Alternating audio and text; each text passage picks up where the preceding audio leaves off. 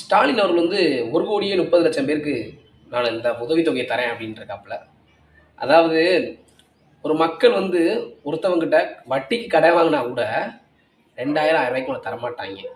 புதுசா குடுத்தா கூட. ஆனா நீங்க தர்றீங்க. மக்கள் மேல அவ்வளோ கருணை வச்சிருக்கீங்க. இந்த கருணை எதற்காக? மக்களாகிய நீங்க கண்டிப்பா சிந்திச்சு பார்க்கணும். 5000ன்னு யாரும் சும்மா தரல. எல்லாமே உங்களோட வரி பணம். இதற்கு முன்னாடி இருந்த அம்மா ஆட்சி பார்த்தீங்கன்னா, எல்லாத்துலயுமே இத விட 3 மடங்கு கூடியிருக்கு இப்போ உள்ள விலைவாசி. கரண்ட் பில்லா இருக்கட்டும், பால் இதா இருக்கட்டும், ஒரு பொருள எந்த இதுனாலும் நீங்க எடுத்துக்கோங்க. அப்ப இருந்த செலவுக்கும் இப்போ உள்ள செலவுக்கும் நீங்க ஈக்குவல் பண்ணி பார்த்தீங்க அப்படின்னா, கண்டிப்பா ஈக்குவல் ஆகாது. டேலியே ஆகாது. பிளஸ்ல தான் வரும்.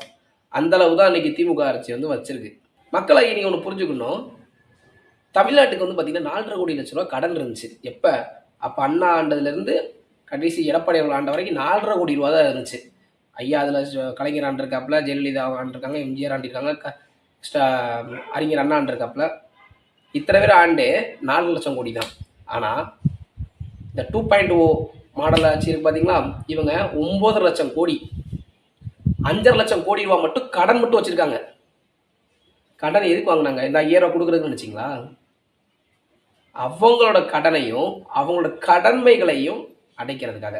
இப்ப 5,000 வாங்குறேன்னு சொல்லி சந்தோஷத்துல சில பெண்களும், சில பெண்கள் புரிஞ்சுகிட்ட பெண்கள், அதாவது அரசியல் புரிஞ்சுகிட்ட பெண்கள் வந்து அத நீங்க விமர்சனம் பண்றீங்க. வாங்குறீங்க, விமர்சனம் பண்றீங்க. கண்டிப்பா வாங்கணும். வாங்காம விமர்சனம் பண்ணக்கூடாது. ஏன்னா அது உங்க காசு. நீங்க குடுத்த வரி பணம், நீங்க குடுத்த தண்ணி வரி, கரண்ட் பில்லு, வீட்டு வரி எல்லாமே அந்த காசு தான். இந்த 5,000 குடுத்துட்டு பின்னாடி ஒரு பாம் வைப்பாரு பாருங்க ஸ்டாலின் அவர்கள் டமார்னு. கண்டிப்பான முறையில ஸ்டாலின் அவர் வந்தாருன்னா, இத விட இன்னும் விலைவாசி கூடும். போட்ட காசு எடுக்கணும்ல. யார் இந்த காலத்துல லாபம் இல்லாம எதுவும் பண்ணுவீங்க? ஏன் அவர் மக்களுக்காக பண்றாரு? கடவுளா? கடவுள பார்க்க போனாலே அது காணிக்கை போட்டா தான் கடவுளே பார்க்க முடியும். எந்த கடவுளா இருந்தாலும் காணிக்கையை போட்டா தான் கடவுளோட கருவறைக்கே போ முடியும். அது எல்லா இடத்துலயும் இருக்கு. கோயிலுக்கு போனா அர்ச்சகர் வந்து நீட்ட தான் செய்வான். அங்க நம்ம சர்ச்சுக்கு போனா அங்கேயும் நமக்கு உண்டியல போட்டு தான் ஆகணும். எல்லா இடத்துலயுமே காணிக்கை போடணும். காணிக்கை போடாம அவங்களால எதுவுமே பண்ண முடியாது. இது வந்து பேசிக்கான ஒரு உண்மைத்தன்மை. ஆனா எந்த ஒரு இதுவுமே இல்லாம 5,000 எப்படி ஒரு மனுஷன் கொடுப்பாரு? மக்களை நீங்க சிந்திச்சு பார்க்கணும். இதுக்கப்புறம் நான் இன்னொன்று என்ன சொல்றேன் அப்படின்னா, அவர் ஆட்சிக்கு வராருல 2,000 வேணாங்க. நான் உங்களுக்கு எல்லாத்தையும் விலைவாசியெல்லாம் கம்மி பண்றேன் அப்படின்னு எல்லாம் வாக்குறுதி கொடுக்காரா? ஏன் இவர் எடப்பாடி அவர்கள் வாக்குறுதி கொடுத்துருக்காரு? 2,000 உதவித்தொகை தரேனாரு. அது எடப்பாடி அவர் சொன்னாங்க. இப்போ அவர் ரீகாட் பண்ணி பண்றாப்ல. அது 2வது விஷயம். ஏன்னா டிவிக்கு மாநாடு அதே மாதிரி தளபதி விஜய் அவர்கள் இருக்கார்ல, தளபதி விஜய் அவர்கள் இருக்கார்ல, அவர்களை பார்த்து ரீகாப்பி அடிச்சு மேலே போட்டு என்ன பண்ணாங்க 2வது விஷயம். அதே மாதிரி இவர்கிட்ட எல்லாத்தையும் வந்து களவான்றாங்க.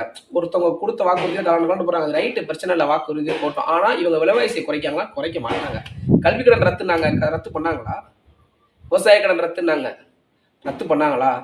இது மட்டும் இல்ல, ஏகப்பட்ட வாக்குறுதிகள் கொடுத்து எதுவுமே நிறைவேற்றல. எத்தனை காலேஜ் கட்டினாங்க? எத்தனை ஸ்கூல் கட்டிருக்காங்க? 5,50,000 கோடி ரூபாய் கடன் வாங்கி வச்சிருக்காங்க.